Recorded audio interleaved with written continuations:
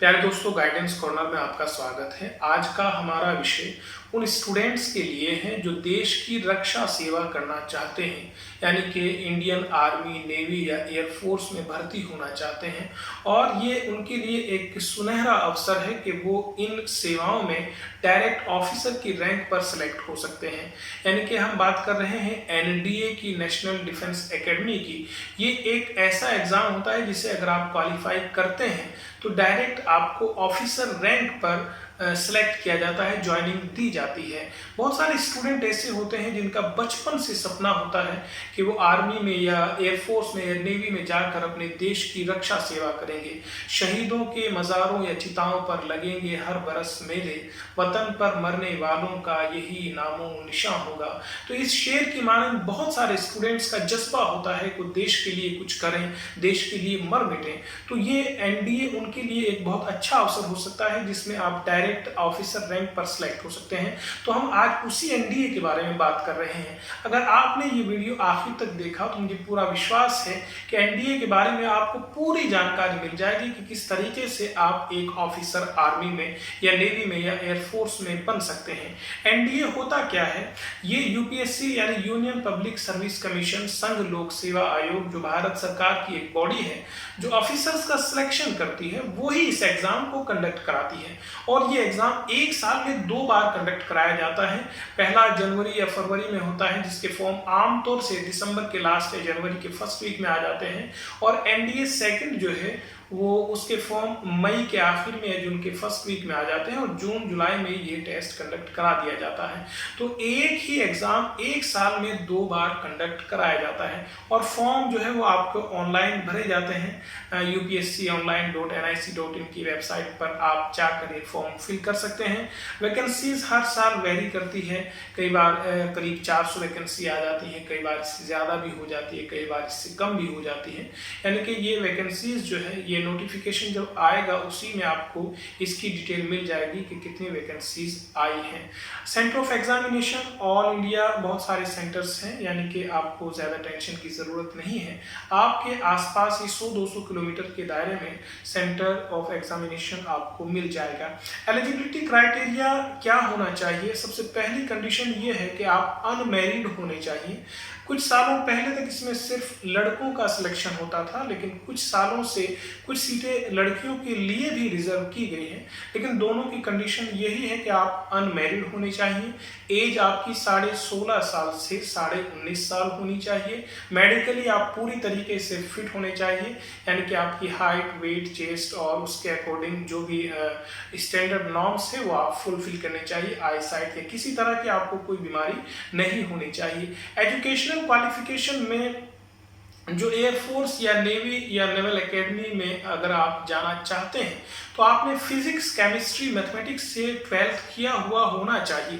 लेकिन अगर आप इंडियन आर्मी में जाना चाहते हैं तो आपने 12th किसी भी स्ट्रीम से, आर्ट से, कॉमर्स या किसी अदर स्ट्रीम से अगर आपने क्वालिफाई किया है 12th, या आप अपियरिंग है, आप अगर 12th के फाइनल ईयर में है यानी +2 में है, आप इंटरमीडिएट के आखिरी साल में है, तो आप तब भी इस फॉर्म को अप्लाई कर सकते हैं। ये बहुत सारी भ्रम की स्थिति ये रहती है कि हमारे बहुत सारे स्टूडेंट ये सोचते हैं कि एनडीए तो सिर्फ पीसीएम, फिजिक्स, केमिस्ट्री, मैथमेटिक्स के लिए है। लेकिन हकीकत ये है कि जो इंडियन आर्मी में जाने वाले कैंडिडेट्स हैं वो किसी भी स्ट्रीम से पढ़े हुए हों, वो जा सकते हैं। और इंडियन आर्मी की जो वैकेंसी है वो लगभग आधी वैकेंसी इंडियन आर्मी की होती है और आधी वैकेंसी इंडियन नेवी या एयरफोर्स की होती है। तो इस तरीके से आर्ट्स या कॉमर्स स्ट्रीम के स्टूडेंट्स के लिए भी बहुत अच्छा मौका है, वो एनडीए क्वालिफाई करके ऑफिसर बन सकते हैं। अब अगर हम एप्लीकेशन फीस की बात करते हैं तो बहुत मात्र 100 रुपये एप्लीकेशन फीस होती है, और वो भी जो रिजर्व कैटेगरीज हैं उनके लिए कोई फीस दे नहीं होती। स्कीम ऑफ एग्जामिनेशन क्या होता है? जो मेन चीज़ है, देखिए कि इसमें 2 पेपर होते हैं। फर्स्ट पेपर आपका मैथमेटिक्स का होता है जिसमें 120 क्वेश्चन होते हैं, 2.5 घंटा उसका समय होता है और 300 नंबर का ये पेपर होता है। लेकिन ये पेपर सिर्फ जो पीसीएम यानी जो एयरफोर्स या नेवी में एप्लीकेंट है ये उनके लिए होता है। अगर आप सिर्फ इंडियन आर्मी के लिए अप्लाई किया है तो आपका जो सेकंड पेपर होगा यानी जनरल एबिलिटी टेस्ट, आप सिर्फ वो देंगे, वो आपका 600 नंबर का होगा, उसमें 150 क्वेश्चन होंगे और वक्त समय उसका भी 2.5 घंटे का ही होगा। और यहाँ नेगेटिव मार्किंग भी होती है, 1/3 का नेगेटिव मार्किंग है। अगर आपने 3 क्वेश्चन गलत कर दिए तो जो आपका एक सही क्वेश्चन था वो भी जाता रहेगा। इस तरीके से ये आपका 2 पेपर होते हैं। और इसमें मैं एक्सप्लेन करूं, जो मैथमेटिक्स का पेपर होता है उसमें 12th स्टैंडर्ड का मैथमेटिक्स पूछा जाता है। जैसे नोटिफिकेशन आता है उसमें बाकायदा सिलेबस भी दिया रहता है। अगर हम सेकंड पेपर यानी जनरल एबिलिटी टेस्ट की बात करते हैं तो उसके 2 पार्ट होते हैं। एक इंग्लिश होता है जो 200 नंबर का होता है, दूसरा जनरल नॉलेज होता है जो 400 नंबर का होता है। और जनरल नॉलेज में भी कुछ पार्ट्स डिस्ट्रीब्यूशन होता है, जैसे उसमें physics, chemistry, general science, history and freedom movement, उसके अलावा ज्योग्राफी एंड करंट इवेंट्स, ये सारी चीज़ें पूछी जाती है। उसमें भी परसेंटेज फिक्स रहता है, जैसा फिजिक्स से लगभग 25%, केमिस्ट्री 15% और जनरल साइंस 10%। इसी तरीके से हिस्ट्री एंड फ्रीडम मूवमेंट जो है वो 20%, ज्योग्राफी 20% और करंट इवेंट्स जो है वो 10% ही मात्र पूछे जाते हैं। तो इस तरीके से ये 2 पेपर होते हैं। अगर आप इन पेपर को क्वालिफाई कर लेते हैं और आपका नाम आ जाता है तो जो सेकंड पड़ाव है इसका वो एसएसबी यानी एसएसबी टेस्ट या इंटरव्यू होता है।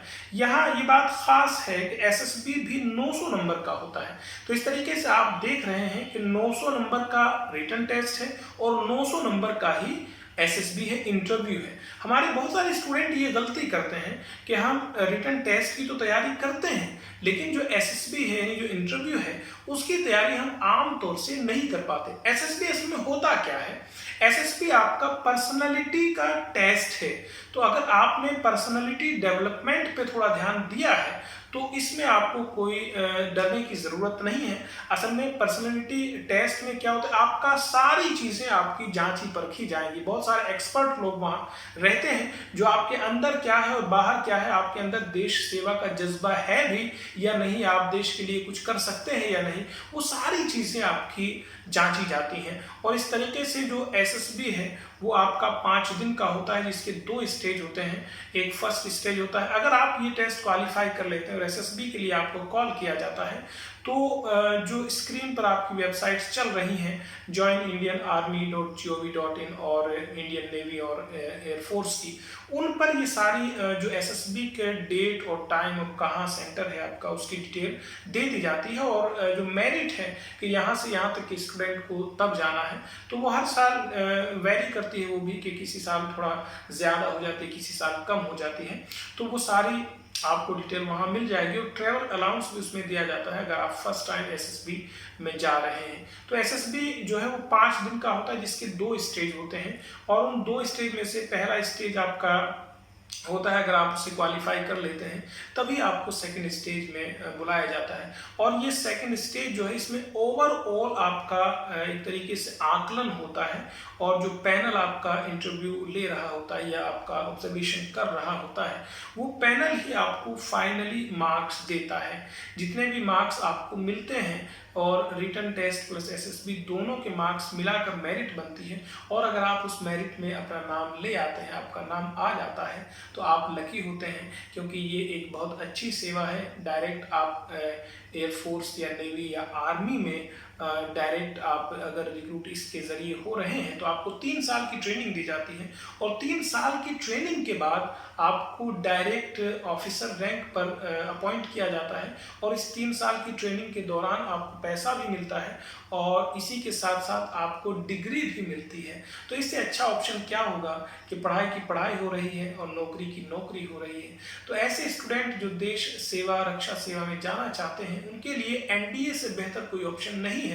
मैं फिर आपको कहूँगा, अगर आपने एनडीए के लिए अच्छे से मेहनत की, लगन से तैयारी की, प्लानिंग के साथ तैयारी की, तो ये ज़्यादा मुश्किल टेस्ट नहीं है। मुश्किल तब हो जाता है जब हमें पता ही नहीं रहता कि करना क्या है। तो मैं आपसे गुजारिश करूँगा कि जैसे इसका नोटिफिकेशन आएगा हम भी आप तक इसके नोटिफिकेशन पहुँचाने की कोशिश करेंगे। और जो भी ये जानकारी आपको दी गई है इस पर आप अमल कीजिए। और पिछले सालों के नोटिफिकेशन आप देख सकते हैं तो उसमें आप देखेंगे कि जो भी सिलेबस है वो भी बाकायदा दिया रहता है। वो सारा इंटर लेवल का 12th लेवल का सिलेबस होता है, +2 लेवल का।